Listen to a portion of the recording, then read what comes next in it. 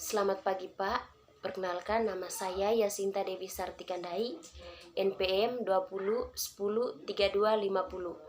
Saya dari kelas 2020F, program studi pendidikan guru sekolah dasar.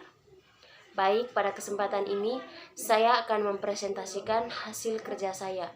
Yang pertama yaitu mengidentifikasi masalah-masalah dalam bidang pendidikan secara umum maupun masalah yang dijumpai dalam pembelajaran di tempat magang. Yang kedua, setelah mengidentifikasi masalah tersebut, kaitkan dengan teori atau konsep pemikiran atau ahli pendidikan yang telah dibaca.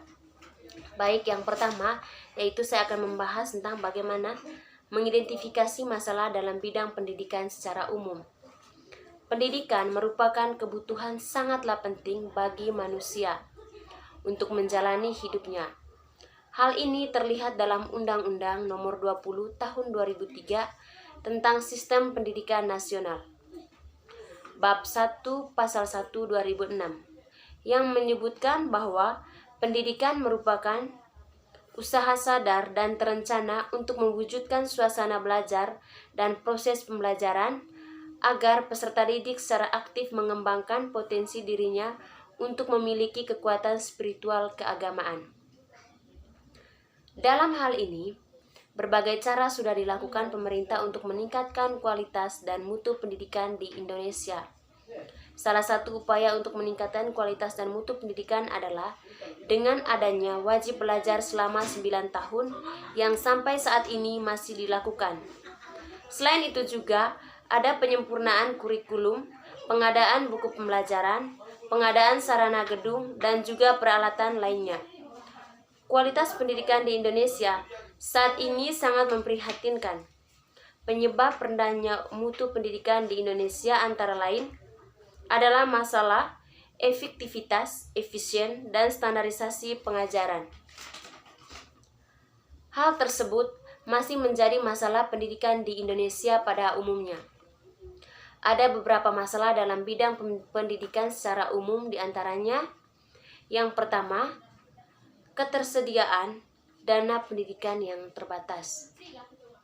Yang kedua, bahan belajar mengajar yang masih minimum. Dalam kegiatan belajar menjadi kurang maksimal jika tenaga pendidik masih kurang bahan ajar dan masih menggunakan kurikulum lama. Yang ketiga, sarana dan prasarana masih kurang memadai. Yang keempat, jumlah guru yang terampil masih terbatas. Yang kelima, mahalnya biaya pendidikan. Yang keenam, rendahnya prestasi siswa. Dari beberapa masalah di atas, adapun masalah-masalah yang dijumpai selama di tempat magang. Saya magangnya di SDK Laongkor. Ada beberapa masalah yang saya temukan selama di tempat magang. Yang pertama, yaitu sarana dan prasarana kurang memadai. Di tempat saya magang, misalkan yang pertama itu, di sana tidak ada ruang lab. Yang berikut, belum adanya perpustakaan. Yang berikut, rendahnya prestasi siswa. Ada banyak siswa yang belum bisa mengenal huruf, penempatan tanda baca, dan juga sangat sulit dalam menjawab soal yang diberikan pada saat ulangan. Hal tersebut karena kurangnya literasi siswa. Dari masalah yang telah dibahas di atas dapat dikaitkan dengan teori atau konsep dari para ahli pendidik. Yang pertama yaitu menurut pemikiran Iran Hamka tentang pendidikan. Hamka membedakan makna antara pendidikan dan pengajaran. Menurutnya, pendidikan adalah serangkaian upaya yang dilakukan pendidik untuk membantu mendidik watak, budi, akhlak, dan kepribadian peserta didik. Sementara pengajaran adalah upaya untuk mengisi intelektual peserta didik dan sejumlah ilmu pengetahuan. Hakikat pendidikan bagi Hamka yaitu bertujuan untuk membentuk kepribadian manusia yang luhur. Pendidikan dan pengajaran sangatlah berbeda secara makna.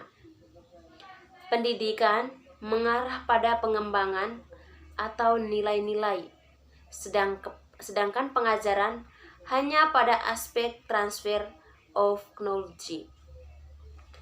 Yang kedua, menurut Ki Hajar Dewantara, Bapak Pendidikan Nasional Indonesia,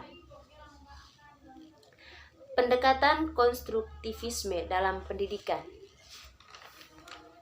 Keduanya sama-sama menekankan bahwa titik berat proses belajar mengajar terletak pada murid.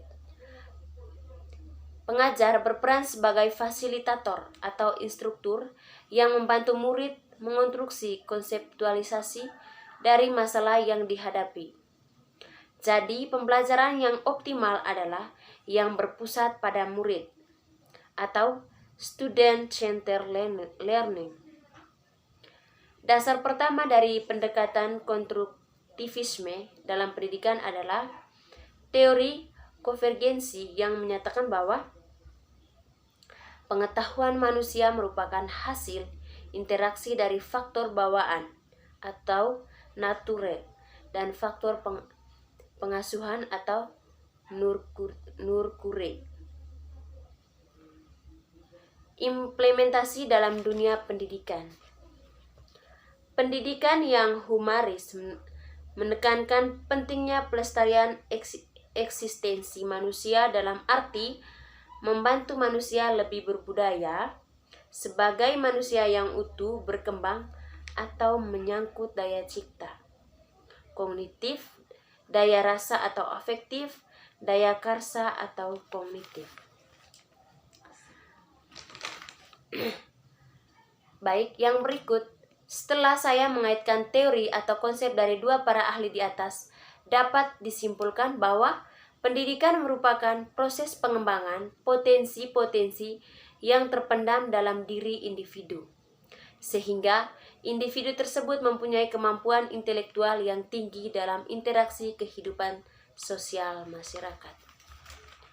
Baik, sekian saja presentasi dari saya yang terkait dengan mengidentifikasi masalah dalam bidang pendidikan secara umum maupun masalah-masalah yang saya temukan selama saya di tempat magang.